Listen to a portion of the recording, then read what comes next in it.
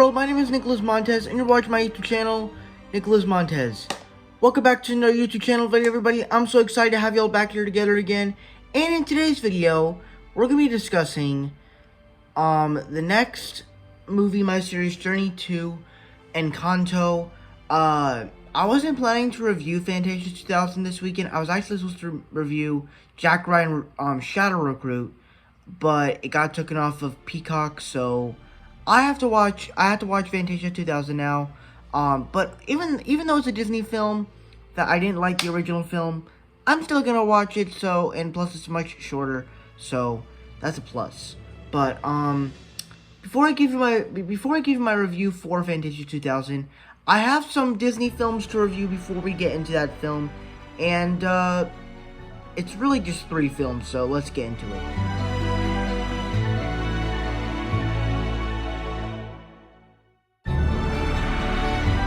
Now, Hercules, I think that of the Renaissance, it's a good film. It's definitely kind of clunky. In the middle, when Hercules kind of becomes this like hero, and he's like trying to fight people and stuff, and it just feels kind of messy and a little bit weird at times. But at the same time, it has all these great stuff like I Can Go the Distance song. It has some great messages of being a hero and stuff, and it also just has some great moments in the story. The way it kind of goes, it just keeps going after, like, into the 3rd act. It just goes great. So I would say that this is one of their better films, but I can't say that this is a great film, but it is very good.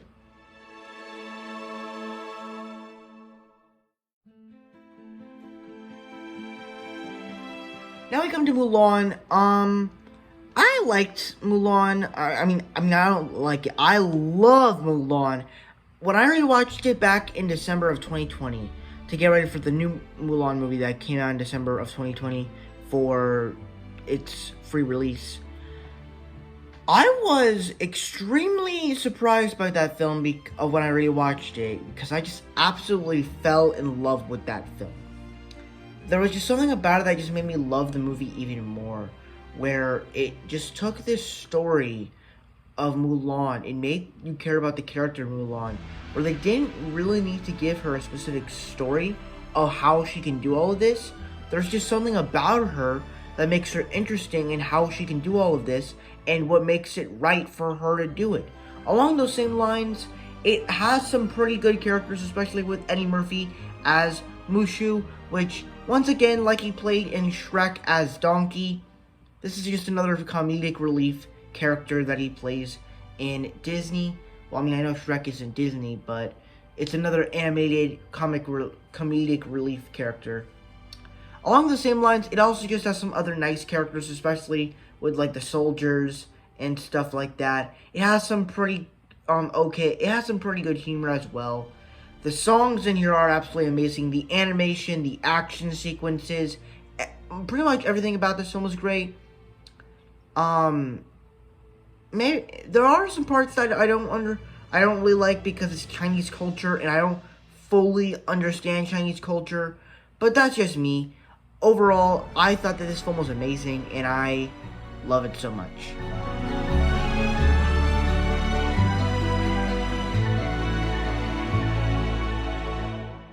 And now we have Tarzan, which, honestly, this is one of the films that I actually kind of grew up with. Because I remember back in the day of summer, me and my sister used to watch this movie all the time. It was just an instant classic all the time. We watched it almost every single day of summer. Literally, the visuals are absolutely just phenomenal. The songs from Phil Collins are absolutely amazing. Even though it's not trying to be a musical, the songs that he made were amazing, and it was just fantastic. The characters are, of course, likable and fun. We even get our own song in the movie, where it's like shabadab dub dub dab dab dab doo babadab dab dab dow be ba be doo. Like, that song is catchy, and it's done in a very clever way as they're breaking human stuff, and it's just very fun and cool and silly and zany, and it's just very fun, and I love it for that. So it's going high up, and it also dives into the emotions of the story, and I just love it. It's not like a top tier Disney film, but it does enough well to be a really good Disney animated movie. So that's my thoughts on all three of these Disney films. Now let's talk about the real deal, Fantasia 2000.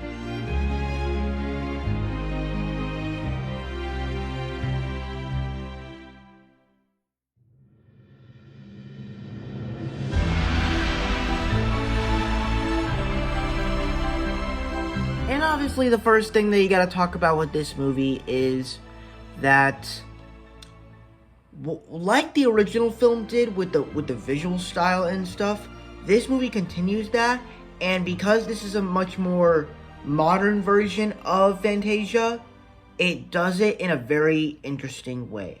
There's a lot of sequences in the film that really kind of bring the animation style to life, especially with that flying whales sequence. I think that sequence is probably one of the best moments in the entire film, where it's crafted with great animation, it's done very well, and it has amazing music throughout all the scenes. And another thing that I really liked is that one of my problems with Fantasia is that while every scene had great animation and great music throughout it, some of the scenes were, because the movie was too long and it was 2 hours, it was kind of boring for me to just sit there. This movie, I liked how it was much shorter, and I thought the scenes that we saw were enjoyable, but that's also kind of part of my problems, which we'll get into the bad. But overall, I thought that I thought that each scene, when they played out, it was enjoyable, and something that my sister could probably enjoy, or my family could probably enjoy too. Along those same lines, I also kind of like seeing some of the celebrities, doing the part, where you get the guy from Martin something, and then you also get James Earl Jones doing an appearance too. So those are little fun little things. And yeah, that's really all I gotta say about Fantasia 2000 for the good. Now let's kind of move on to the bad.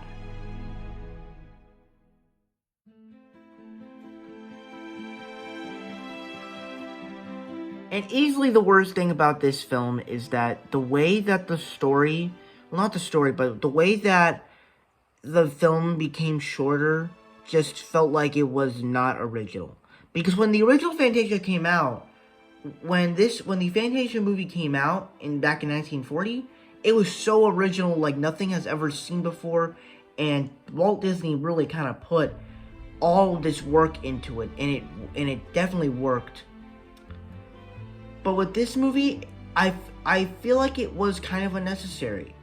I like the idea of taking the idea of Walt Disney's one of his greatest ideas and putting it to modern eras, but it's a little bit confusing because you made it shorter. You made it 1 hour and 16 minutes, and to me, if you made it at least a little bit longer, at least almost 2 hours, not fully 2 hours, but at least almost 2 hours, you could have at least made something possible, and at least made something pretty good. So, I mean, I still liked it, but I don't think it was as original as Fantasia 1940. So that's kind of my review for Fantasia 2000. Before I give you my final score, be sure to comment down below. What were your thoughts on Fantasia 2000? Did you guys love it? Did you guys hate it? Right in between? Let me know all your thoughts down below in the comment section. With that said, let's get on my scores.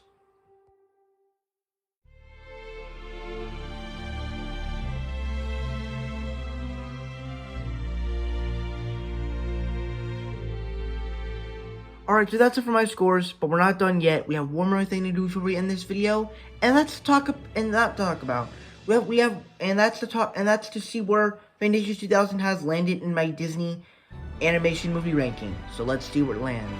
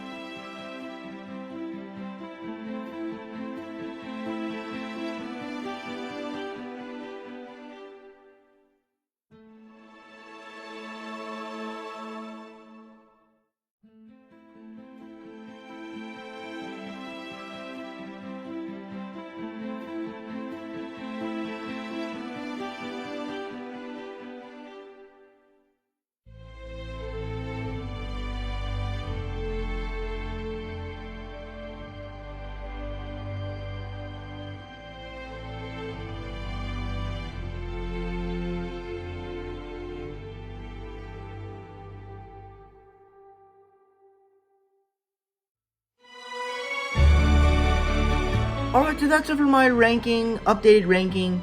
Thank you guys so much for watching. I hope you enjoyed. Don't forget to like, comment, and subscribe. My Instagram is Marvel6. My TikTok is MarvelFan. If you guys don't understand those names, head to my back section so you can follow me on all social medias. I'm also on Letterboxd. It's the same in Instagram, _6_. And I'll see you guys in the next video. Bye-bye.